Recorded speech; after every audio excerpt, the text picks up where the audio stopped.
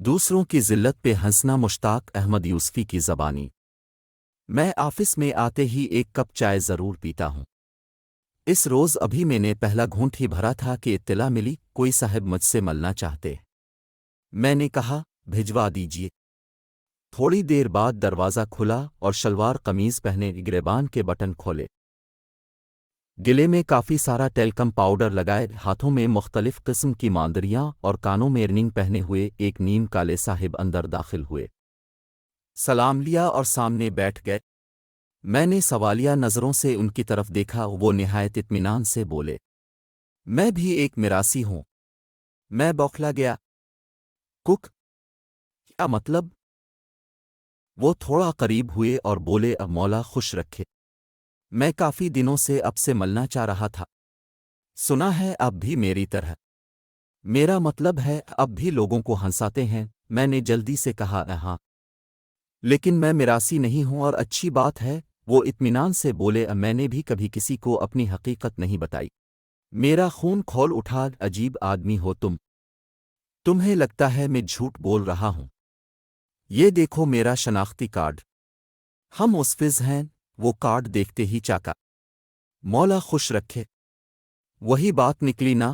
میرا دل چاہا کہ اچھل کر اس کی گردن دبوچ لوں، لیکن کم وقت کا ڈیل ڈول اچھا تھا، اس لیے میں نے خود کو قابو میں رکھا اور آنے کا مقصد پوچھا۔ اس نے محتاط نظروں سے آدیر الفادیر دیکھا، پھر ٹیبل پر آگے کو جھک کر بولا، مجھے نوکری چاہیے۔ میں پہلے چونکا، پھر غصے سے بھڑک اٹھا، یہ کوئی کمرشل تھیٹر کا دفتر نہیں ہے، تم نے کیسے سوچ لیا کہ یہاں میراثی بھرتی کیے جاتے ہیں؟ وہ کچھ دیر مجھے گھورتا رہا، پھر اپنی مندری گھماتے ہوئے بولا، یہاں نہ صحیح کسی دوسرے دفتر میں ہی کام دلوا دیں۔ کوئی سخت جواب دینے ہی والا تھا کہ اچانک میرے ذہن میں ایک اچھوتا خیال آیا اور میں مسکرا اٹھا۔ آفس بوائے سے اس کے لیے بھی چائے لانے کے لیے کہا اور خود الفاٹے کر اس کے ساتھ والی کرسی پر آ کر بیٹھ گیا۔ اس کی آنکھوں میں الجھن سی آتر آئی۔ میں نے اس کے کندھے پر ہاتھ رکھا اور کہا، سنو، تمہیں بہت اچھی نوکری مل سکتی ہے اگر تم مجھے ہنسا کے دکھا دو۔ وہ ہون کوہے کی طرح میرا منہ دیکھنے لگا۔ میں نے اس کی حالت کا مزہ اٹھاتے ہوئے اسے زور سے ہلایا، ڈھیلو، ہوش کرو، بتاؤ یہ چیلنج قبول ہے؟ اس نے کچھ دیر پھر مندری گھمائی اور نفی میں سر ہلا دیا۔ میں حیران رہ گیا، وہ میراثی ہونے کے باوجود مجھ جیسے اچھے خاصے معزز انسان سے ہار مان رہا تھا۔ میں نے وجہ پوچھی تو اس نے عجیب سا جواب دیا، میں نے لوگوں کو ہنسانا چھوڑ دیا ہے۔ میں اچھل پڑا، یہ کیسے ہو سکتا ہے؟ اس نے لمبا سانس لیا اور بیزاری سے بولا، لوگ اب ہنسنا چھوڑ چکے ہیں۔ میں نے ایک زوردار قہقہا لگایا، وہ یہ تمہاری غلط فہمی ہے۔ دنیا آج بھی ہنستی ہے، مزاحیہ تحریریں پڑھتی ہے، مزاحیہ ڈرامے دیکھتی ہے، جگتیں پسند کرتی ہے۔ اس نے اپنی مندری نکال کر دوسری انگلی میں پہنی اور اپنی بڑی ہوئی شیو پر خارش کرتے ہوئے بولا، دنیا ہنستی نہیں، دوسروں کی ذلت پر خوش ہوتی ہے۔ میں نے پھر قہقہا لگایا، وہ کیسے بھائی؟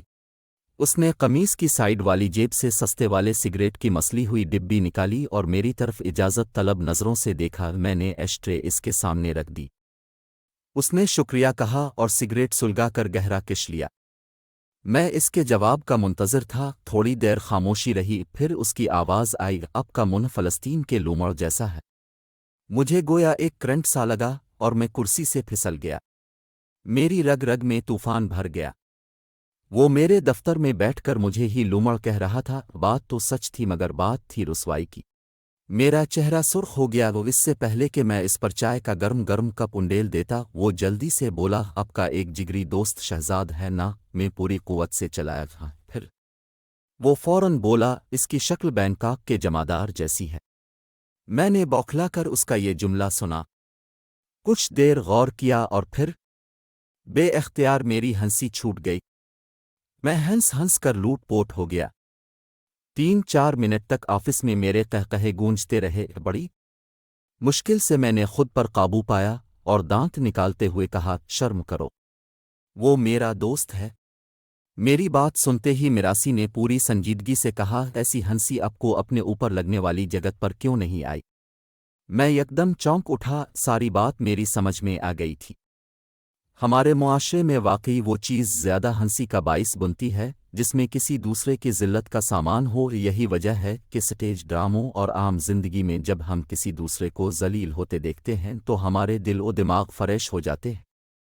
کوئی بندہ چلتے ہوئے گر جائے، کسی کی گاڑی خراب ہو جائے، کسی کے پیچھے کتا دوڑ لگا دے، کسی کی بس نکل جائے اور وہ آوازیں لگاتا رہ جائے تو ہماری ہنسی نہیں رکتی۔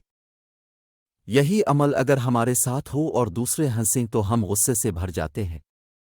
گویا ہنسنے کے لیے کسی کا ذلیل ہونا لازمی امر قرار پا چکا ہے۔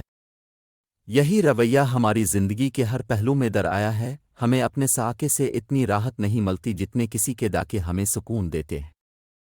یہاں جو انسان اچھی نوکری پر ہے وہ بڑی طمانینت سے مسکراتے ہوئے بے روزگار کو اٹھتے بیٹھتے اپنی کامیابیوں اور اس کی ناکامیوں کی وجوہات بتاتا ہے، چاہے بے روزگار اس سے 100 گنا زیادہ صلاحیتوں کا مالک ہی کیوں نہ ہو۔ ہم وہ قوم بن چکے ہیں جو کسی بھوکے کو دیکھتے ہی اپنے لیے کھانا منگوا لیتی ہے۔ ہم اپنی فیملی کے ساتھ گاڑی میں اے سی آن کر کے جا رہے ہوں تو ہمیں سڑک پر اپنے بیوی بچوں کا بوجھ اٹھائے سائیکل پر جاتا ہوا غریب آدمی بہت لطف دیتا ہے۔ ہمارے سامنے کسی کمزور کو مار پڑ رہی ہو تو ہم بڑی دلچسپی سے اسے دیکھتے ہوئے مسکرانے لگتے ہیں، یا ہم اپنی کامیابیوں کو اپنا حق سمجھ کر انجوائے کرتے ہیں اور ناکام انسانوں کو محنت کرنے کے مشورے دیتے ہیں۔ کبھی غور کیجیے گا، کسی کی گاڑی یا موٹر سائیکل نہر میں جا گرے تو نکالنے والے کم اور انجوائے کرنے والے زیادہ جمع ہو جاتے ہیں، لیکن کبھی ایسا بھی ہوتا ہے کہ اذیت میں ہم ہوتے ہیں اور مسکرانے کے لیے پورا زمانہ۔ ہم میں سے ہر شخص کی مجبوریاں اور ذلتیں دوسروں کو ہنسانے کی بھرپور صلاحیت رکھتی ہیں، یہ ہم سب بیک وقت تماشا بھی ہیں، تماشا گر بھی اور تماشائی بھی۔